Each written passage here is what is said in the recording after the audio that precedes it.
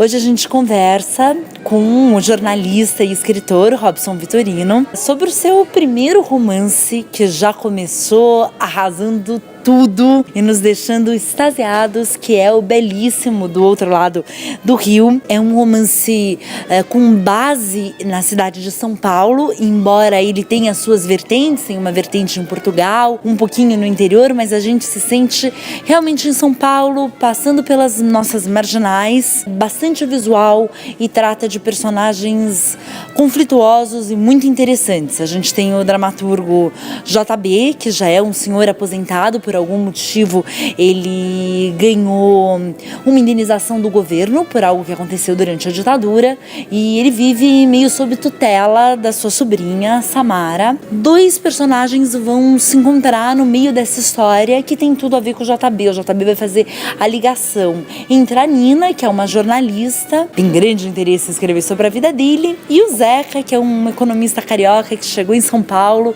e está aprendendo aqui coisas sobre a cidade. Esse círculo social todo vai se cruzar. Sem mais delongas, eu faço um agradecimento à Livraria Cultura do Conjunto Nacional por nos ceder gentilmente o espaço e agradeço, Robson, pelo tempo e pelo carinho de vir falar conosco. Robson, muito obrigada. Obrigado a vocês. Me conta, como começou a ideia de escrever um livro na cidade de São Paulo? Um livro tão...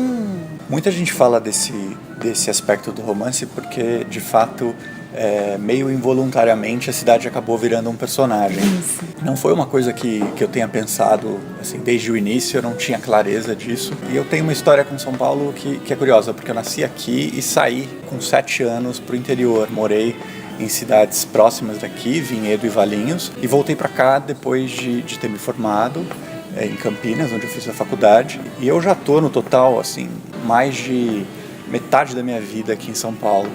Então eu sou muito mais daqui do que do interior. Mas ao mesmo tempo eu continuo achando tudo novo aqui. Eu acho que São Paulo é um desses lugares do mundo onde a gente o tempo todo tem essa impressão de estar descobrindo a cidade. E eu tenho essa sensação ainda muito forte. Eu morei em vários lugares da cidade e sempre pensei muito a respeito disso, de como a cidade é incrível e ao mesmo tempo segregada, de como a gente tem uma oferta absolutamente deslumbrante de coisas para fazer. Isso sempre me fascinou muito. Quando eu fui escrever, o Rio, para mim, era assim, um personagem e ele aparece o tempo todo como uma metáfora de muitas coisas, mas depois eu senti uma necessidade de trabalhar outras coisas. Então tem São Paulo ali com várias caras, mas não foi uma coisa que eu tivesse pensado no começo, foi uma descoberta para mim também, que a cidade tenha invadido o livro de certa forma com tanta personalidade, de impressões diferentes também. Tem o Zeca, que é um personagem do Rio, que chega aqui e faz uma leitura muito interessante da vida social da cidade, de como a elite cultural, financeira funciona, que é muito diferente da elite do Rio. Você acha que o Tietê tem alguma solução? Você acha que um dia a gente vai conseguir despoluir o nosso rio? Então, eu espero que sim, Eu quis muito falar do Rio porque para mim era uma metáfora de várias coisas. Eu penso muito sobre isso, me interesso pelo Rio, já naveguei pelo Rio aqui, muito pouco, porque o trecho com profundidade bastante pra gente navegar é pequeno, mas eu tenho interesse muito grande pelo Rio. Eu acho assim, um dos maiores escândalos que a gente tem na cidade e no país. Depois de tantos investimentos, tantos anos e tantos governos, o Rio continuar sendo um esgoto a céu aberto, numa área que é morta e que deveria ser uma área símbolo da cidade. Em qualquer cidade, qualquer cidade grande do mundo, o Rio é uma das partes mais importantes, e aqui eu acho que ele é metáfora de como a gente ainda vive em alguns aspectos no século XIX, porque metade do país não tem saneamento, não tem esgoto hoje, e na cidade mais rica do país a gente tem isso escancarado. E uma crise hídrica com um rio enorme correndo pela cidade. Sim. Com uma represa próxima poluída, quer dizer, são questões duras, assim, é para ficar nervoso. Sim, e eu fiquei muito, assim, falando sobre São Paulo de novo, eu fiquei muito intrigado, ainda sou muito intrigado com a com a forma como nós paulistanos lidamos com ele, porque a gente naturalizou o Rio Morto. Ele não é uma questão mais, ele está lá, a gente, né, mal toca no assunto, é uma coisa que a gente encara com uma naturalidade chocante. Por isso ele entrou no livro, eu acho que ele simboliza assim, várias das questões que eu queria tratar ali. E qualquer desculpa, qualquer argumento que eu veja na imprensa hoje sobre o porquê dele continuar assim, me parece sempre uma retórica da pior qualidade, assim. Agora você é um romancista, não tem mais volta, a gente vai Sim. querer mais coisas suas. Você já tem alguma coisa preparada? Eu comecei a escrever um outro livro logo que eu terminei esse. Eu estou trabalhando nele agora, mas é um embrião ainda, acho que muito diferente dele, mas de novo se passa em São Paulo e de novo tem uma preocupação em tratar da dimensão humana diante de turbulências históricas, políticas, econômicas, que eu acho que é o forte desse meu primeiro romance.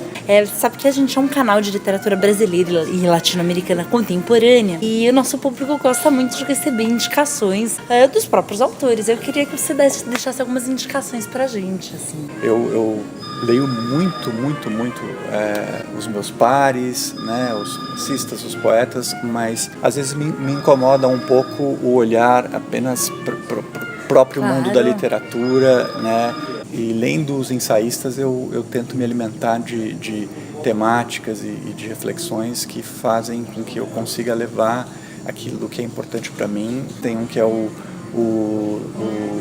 Benjamin Moser, com o Alto Imperialismo, que fala muito das questões urbanísticas de grandes cidades brasileiras, de São Paulo, do Rio, de Brasília, e de por que a gente sempre tem que destruir o que nós temos para fazer algo novo, com essa ilusão de que a gente sempre tem uma contribuição que vai ser revolucionária em todos os sentidos. Então a gente destrói a história para trazer algo que a gente considera fascinante e sem igual. Acho que ele capturou muito assim, o momento atual das grandes cidades brasileiras, esse deslumbramento com shoppings, com espaços privados, condomínios, essa coisa que começa aqui, né, em São Paulo, mas que está desovando pelo Brasil.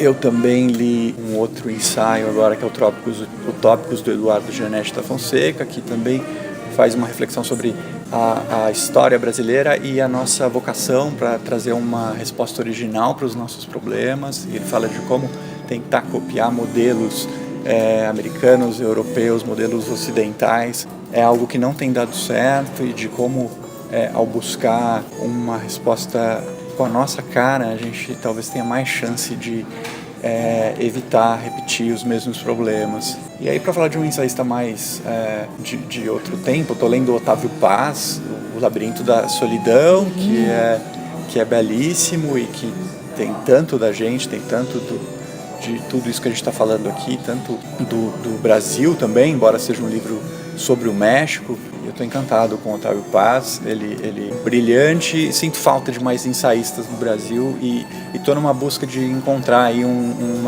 acho que uma ligação entre ficção e ensaio, porque eu gosto de navegar por aí. É um caminho interessante a seguir, assim, é uma busca interessante a ser feita, né? Sim, tem a ver com o meu trabalho como jornalista claro, também. Claro, imagino. Aliás, no teu livro, o trabalho como jornalista é muito latente e é impossível não se encantar com a profissão. A gente sempre no final dos vídeos faz a sinopse em 3 palavras, que foi um desafio que o Rodrigo jogou pra mim sobre o livro. Que sinopse você faria pro teu livro em 3 palavras? Em 3 palavras? O outro rio. Porque acho que existe essa busca de um rio, né, que é uma metáfora da vida, de um rio que é a metáfora também da nossa tragédia, da morte, porque o rio que a gente tem hoje é um rio morto. Eu acho que eu estou falando de um outro rio ali, um rio possível, um rio imaginário, um rio de uma certa utopia, de uma busca pessoal e de uma busca de uma sociedade e numa cidade que é moderna e ao mesmo tempo atrasada. Eu acho que é a história de um outro rio. Um outro rio lindo. E uma última curiosidade. Boa parte do livro é passado no bairro de Higienópolis. E quero saber por que o edifício Prudência, que é um edifício tão emblemático, tombado, assim, tem uma história tão bonita, mas por que o edifício Prudência? Primeiro, eu nunca morei no bairro. Eu morei na Vila Buarque, para onde eu vou voltar agora, inclusive. Legal. E eu tinha uma amiga, na verdade, era namorada de um amigo que morava no Prudência. E aí, por um tempo, eu frequentei o prédio. Eu não sabia que o nome era esse.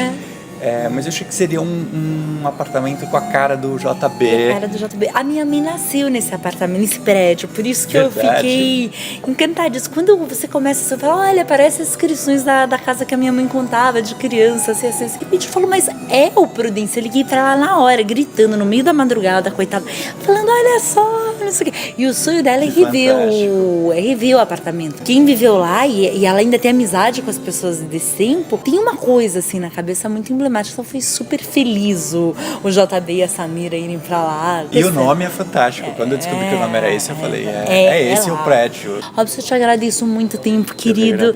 E obrigado, parabéns pra vocês pelo trabalho incrível também. E foi um prazer. Obrigado pelo convite. Obrigada, querida. Até a próxima. Até.